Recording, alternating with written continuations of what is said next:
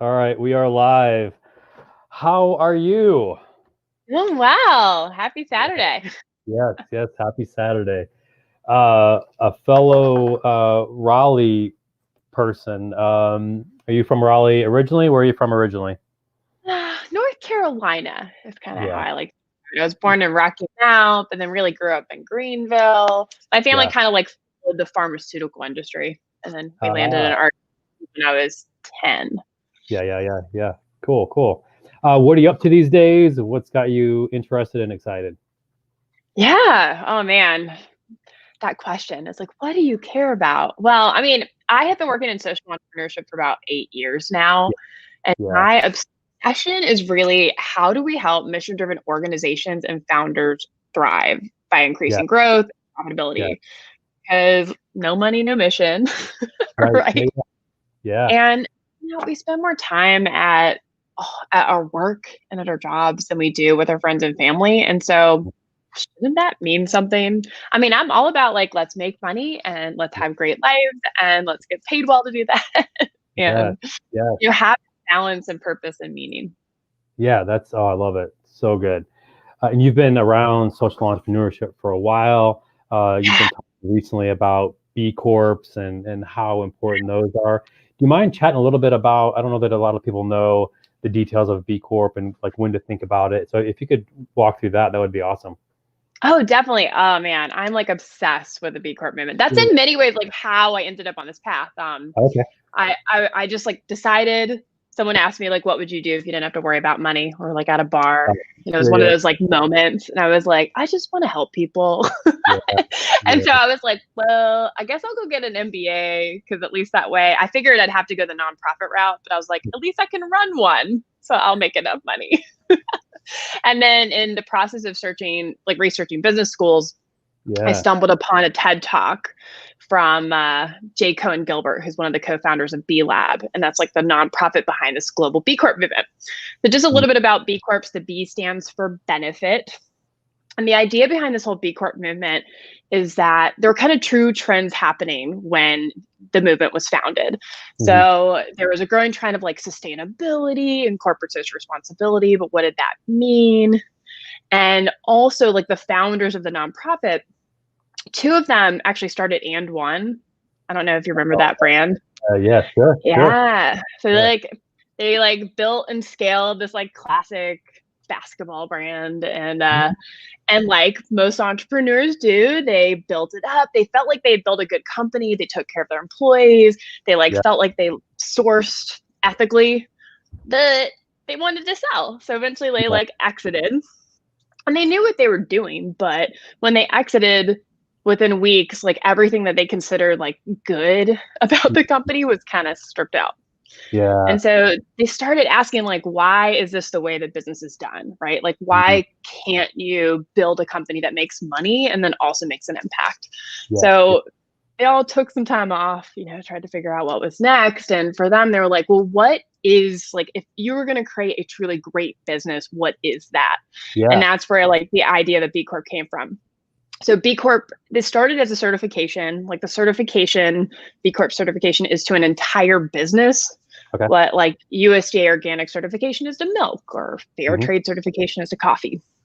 Yeah. Except instead of certifying great products, you're certifying that your company takes care of stakeholders. So the environment, your employees, your community.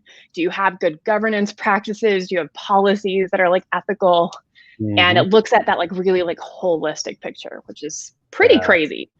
Right. And in building that certification, what's like bonkers is now it has become like a global movement. Some famous B Corps include Patagonia, one of my favorites. Yeah. Um, yeah, I'm trying to think of other Seven Generation, Yeah. Method. I Yep. mean, some That's big names awesome. out there. Oh, Kickstarter Yeah. is the recent tech company, which is pretty cool. Oh, sure, sure. Yeah, that's Yeah. awesome. That's awesome. How so a lot of people have their own missions and things they care about, the things they're passionate about, but often they don't inject it into the business. How would you recommend that somebody goes about determining whether or not that personal mission should be part of that business mission that they're establishing? Ooh, that's a good question. Yeah. It's interesting because what's nice about purpose, like both personal and then business, is figuring out like where I do think it's helpful to have like an intentional strategy and how you bring purpose to your business, right? Like there's so many, like I often continue it, like talk about it as a continuum. There's like a Mhm. continuum from like, I'm very traditional. I think profit is it above all else, all the way to like, my business isn't, we make money, but we exist to like help humans or help the Yeah. environment. Like, Yeah. Yeah. and that's a pretty large continuum. And it's also like Yeah. very personal where you land upon that. Like, I'm just big, like, so for me, like, I'm really passionate about good jobs. So like Mhm. I want to pay my employees a living wage. I like Yeah. working with organizations to get profitable enough to pay people a living wage. But I mean, Right. one of the great things about the B Corp movement is there's actually an assessment. So it's called the B Impact Assessment, and it's Okay. free. And so I often like send people there. I'm like, just get on this assessment because what's great about Yeah. it is it adjusts for all industries for the most part, which is crazy. Oh, okay. Yeah, because in different industries it means different things. So like if you're building a product, the purpose and the way that shows up in that kind of company is going to be very much like, what's your supply chain? Do you have like child labor? you Okay. know, are you taking care of your factory workers? Like, Yeah. Yeah. what is Yeah. waste like? Whereas, I'm a service provider. So for Right. me, it's more, who do I work with? How do Yeah. my services go to change the world or not? Yeah. Yep. Um, so it Yeah. it depends. And there's different ways to do it. Like there's some companies that are very big on, hey, we're going to let you volunteer 40 hours a year. Sure. How do you want to do it? Yeah. Or, I mean, and even more traditional companies have like charitable match, for example, Right. right? Like, we're not going to tell you what charity to care about. If you're giving back, we're going to match that and Yeah. support you and your purpose. So, I Yeah. mean, it depends. Yeah. Yeah. Yeah. No, that's good. That's good. So a lot of times, founders will have this really core set of principles that they want to maintain their company no matter how large it gets. What I hear from a lot of founders is that they don't want to lose that when they scale or when they add Yeah. employees. They can kind of lose that culture. So what advice do you have for founders and company owners to maintain those things that are really important to them as they scale and add more team members? Ooh, that's such a great question. Because it's kind of like two things. Like, so number one Yeah. is really very clearly defining like what are your values. Hmm. And interestingly enough, like I think that like defining your values and defining your purpose is actually great from like a strategic standpoint Sure. because it indicates what are we going to do, what are we not going to do, like what Mhm. projects are we going to take on, Yeah. where will we compromise, where will we not, right? Yeah. Yeah. And if you can be abundantly clear about that, like you can hire employees that are values aligned, right? Like you don't want to always hire for culture fit, but you definitely want to hire for like, I mean, I wouldn't want to work at every company, for example, right? Like there are certain companies that are like hustle all day, right? Yeah. And if that's your culture and that's something special about your organization, great. But Yeah. that's not going to be for everyone, right? And Yeah. so getting really clear on like what you believe in and those values will drive so much. And then I think the other piece too is, you know, it's kind of funny. I'm working with a client right now, and they just hired a head of people and a director of people and culture, and I just Mhm. interviewed them for market research, Nice. and they're about to go from like 20 to 80 by June. And so I mean, they're about to literally quadruple their workforce, and Wow. yeah. And so we were just talking about this question, and in her eyes, she's like, she talked a lot about the values piece. Mhm. And then also it's kind of interesting, she talked a lot about like the people too, like Mhm. the people that fit into their culture, and their culture is very much like they have a team of teams, so they have a very like flat structure. So you need very specific types of people that can think for themselves and take initiative. And then Yeah. they also have to have heart because it's a mission driven company as well. But for them, they don't want just someone who wants to come in and help people. It's, you have to have the right skill sets, you have to have the right personality, you have to have the right Mm. like entrepreneurial leadership level within this massively growing organization. Right. Right. Yeah. Yeah. Yeah. And I would think that you've seen through your experience that there is a correlation between putting that work in early to identify and clearly articulate what's important to us as an organization, and having the right employees. In terms of the right employees, I mean, right Yes. fit, and also, keeping, retention and avoiding attrition of employees. Is that a newer concept that you've seen, where there is this correlation between mission driven and employees being attracted and staying with companies? Oh, yes. There's so many like really good statistics on, well, at least performance. I mean, there's like two different types of like performance studies that are done. Like some are, for example, like Unilever, it came out in 2019 that like their mission-driven brands are Hmm. driving the majority of their growth, which is really Wow. cool. So I Wow. Wow. mean, their mission really does equal money. Yeah. And then the studies on the like employee side is around engagement. Like Mhm. they estimate that 70% of American employees aren't engaged. Yeah. And yet, when you have employees that work at mission-driven companies, it's almost flipped. Like 70 Wow. to 80% are engaged, Yeah. 20% aren't.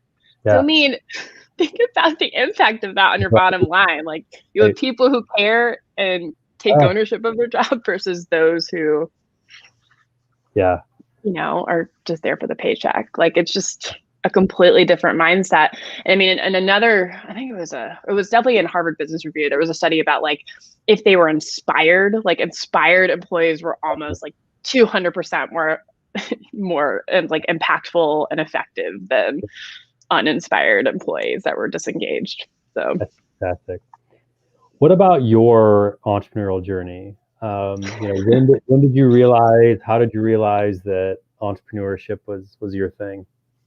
oh man, it's so interesting because it's funny. It's like I am the only entrepreneur in my family, so this was Okay. not like a path that was ever like laid out for me. My parents were like, "Go get a stable job," Yeah. Yeah. Yeah. Yep. Yeah. but for me, it was almost like a whisper. Like in going to get my MBA, I was like, and I don't recommend getting an MBA for everyone, but for me, it was like this transition point in my career, and I was like, I want to make sure while I'm there, I get the skill sets to feel confident to one day run a company. And so that was kind of like the like first inkling of it. Mhm. And while I was there, I took a bunch of, courses in innovation. I started like working with small businesses and, startups on the side. And, after that, I ended up getting a pretty like entrepreneurial role at a B Corp. Sure. And I like once you like enter, like there were some key experiences. Like I went to a startup weekend, for example. Like I competed in a Triangle Startup Weekend Makers Edition, and my like team won, and we like Yeah. nerdily spent an entire weekend validating and building a prototype for a wireless leash for kids. And to see what like seven, I mean maybe I think our team might have even had 10 people, but like what 10 people could create in a weekend, Yeah. and to go do that customer discovery and just be really creative and create something out of nothing. And I like left that weekend and I'm like, this is it. Like, Yeah. this is it for me. Like, I know this is going to happen. What's funny is I met my husband not that long later and I was like, so one day I'm going to be an entrepreneur. Yeah. And if you can't deal with that, Yeah. just FYI. Yeah. So, Absolutely. yeah. Yeah. And then, oh, go ahead. Go ahead. Go ahead. No. Go. Go. Go. Oh, I was gonna say, so then I had, my stable job for 3.5 years entrepreneurially. Yeah. And that was a really great experience. I mean, it was nice to like go and take my MBA education and like apply it in a business. What was great is it was also a 20-year-old business. So there's so much you can learn from seeing something that I built from nothing. The founders were still there. Actually, we like while it was there, they exited. Just so fascinating. Mm. And, at the same time, like while I was there, at some point I was like, it was always like, oh, in 2 more years, Yeah. like I'll just quit my job and go figure it out. Yeah. And, at some point, like I had gone from being in a consulting role, I like launched a product, I had helped them like work on their go-to-market strategy. They were working with a new customer segment. And then I was about to change departments, like things were kind of at a transition. And I'd started the storytelling project where I Mhm. interviewed 50 people who changed the world. And what Okay. I didn't realize is you start interviewing people about like what drives them and how they Yeah. live their life. And you Yeah. Yeah. very Yeah. quickly go, ooh, like, it just made me go, okay, I love what I'm doing. And at the same time, I'm not really doing what I want to do. Right. Like Yeah.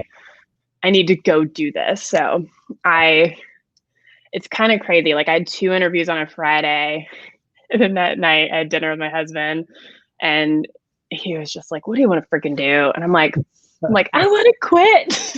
Yeah. It's like, Yeah. well, like you're not really happy. Like even though you love, the impact you're making, like you're not Yeah. happy. He's like, just go do it. So Yeah. I typically do not recommend doing what I did. Like just straight up being like, screw it. Like I know I'm going to Yeah. be an entrepreneur. I'm just going to figure it out. Like typically I'm like, oh God, like, I mean, I had been playing around since May, and it was like March. So the next spring, Yeah. like with different ideas, and like I'd learned photography, and so I'd Wow. made money outside of work. So at least Yeah. like he was like, she's figured out how to make money outside of work, which is good. But still, like I went and had to figure out being a freelancer from nothing. And the one thing I didn't anticipate is, you know, my experience with entrepreneurship had been like grad school and like Wow. experimenting in a safe Yeah. communal environment. And Yep. then startup weekends, which again is like super collaborative. And then when I read, then I'm in like this thing that I've been dreaming of forever. I'm like, I'm finally an entrepreneur, Yeah. but I didn't quite know what I wanted yet. Right. Right. So I isolated myself. I was like, I don't want to go out and network and people think I'm a flake when I pivot in 3 months. Oh, yeah. And so those first, like, that first year sucked. Like, it was bad. It was just like awful. Yeah. I struggled. Like, I was stuck in my head. Mhm. I was spent a lot of time worrying about failure. I'm like, here's my dream. I can't like fail. Yeah. And it was just so unnecessarily painful. And I mean, it's okay. Like I figured things out. I made lots of mistakes. I Yeah. got some freelance gigs. I worked on that storytelling project. And unfortunately, like over time, I figured out, I'm like, oh, I really like consulting and Mhm. marketing and strategy, which is actually very consistent. That's pretty much what I've been doing. That's pretty much what I've wanted to do for the last like 5+ years or Yeah. 7 years, really. But like in going through that myself, I also found this like gap in the entrepreneurial ecosystem where Mhm. I'm like, here I am. Like I have an MBA, I know strategy, like I have Yeah. hypothetically all the tools you could ever need. Yeah. Yeah. Yeah. And yet I still needed support. I definitely needed community. I did Yeah. not like I tried to get support from different places, but I mean, I wasn't gonna get support unless it was with someone competent. And I just, if you are a service provider, like there's just kind of nothing for you. There's like score, which is hit or miss depending upon, Right. who your mentor is. Yep. There's, I now know that there's like the SBA and SBTVC, but like, Yeah. Yeah. but how do you even know to get connected to that? There's co-working spaces, but I mean, I just quit my job. So I was like, I don't know about like, like until you have a validated business model, you have no money coming. Like, right? Like I was bootstrapping from the beginning. And so I just feel like I was like, look, and not everyone wants to be high growth. So I mean, traditional like support organizations, they're amazing, right? Like we need traditional accelerators. We need high growth. We need great economic development. But we also need just community for building Yeah. any kind of business is hard. Yeah. And so that led me to eventually start the Figure Your Shit Out Accelerator, which Yes. Yes. was, it really inspired by like Triangle Start. It was like, what if there was a startup weekend or a community, but for you when you're actually ready to start? Right. Yeah. Yeah. Yeah. Oh, I love it. I love it. I appreciate you coming in. It's been fantastic. Can't believe we're already at 20 minutes. Wow, I know. Awesome. I'd love to give you the floor. Any lessons learned, tips, final thoughts that you want to share and get out there? Okay, cool. Yeah. I mean, my big tip is as you're, scaling or as you're building something or scaling, like get support, get community. Yeah. So I've built a program that's very like community focused and tools focused. It's called the Figure Your Shit Out Accelerator, or FYSO. Mhm. We're kicking off our next cohort in January. But like find your people, right? Like Yeah. find the right program. Don't do it alone. Like there is support now that exists. Yeah. If there's anything I can ever do, like getting connected, like feel free to find me at christinamarinol.com.